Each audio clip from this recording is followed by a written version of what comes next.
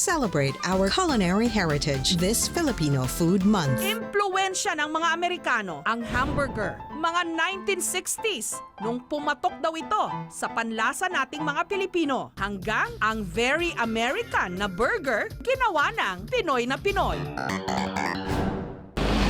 Dito sa Parañaque, ang disenyo ng kanilang kainan, pati na rin ang ipinagmamalaki nila ritong burger, proudly Pinoy. Gawin ba namang hamburger ang sisig? Homemade at family recipe raw ito.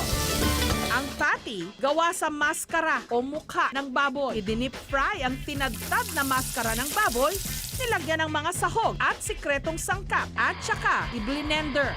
Usually pag naisip mo sisig ulam lang siya, kasama siya ng kanin.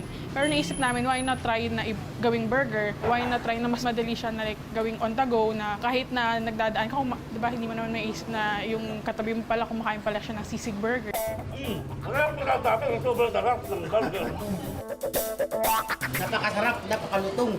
Mula naman sa iba't ibang mga lugar, ipinangalan ang kanilang mga burger. Gaya ng Kilometer 18 sa Parañaque na gawa sa beef patty.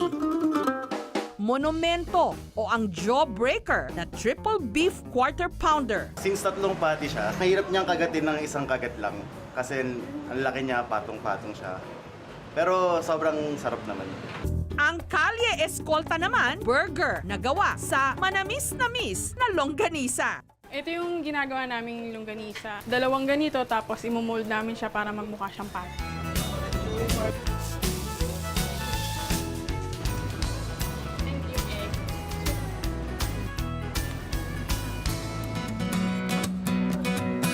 Masarap siya kasi yung patty niya is longganisa.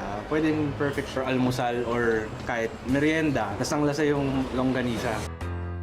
Longganisa kasi tagal na namin kinakain na longganisa. Tapos naisip namin na maganda siyang breakfast on the go. Yung sa sisig naman, yung ate ko kasing panganay, mahilig kasi siya sa sisig. So siya yung nag-isip na bakit hindi natin itry na gawing burger.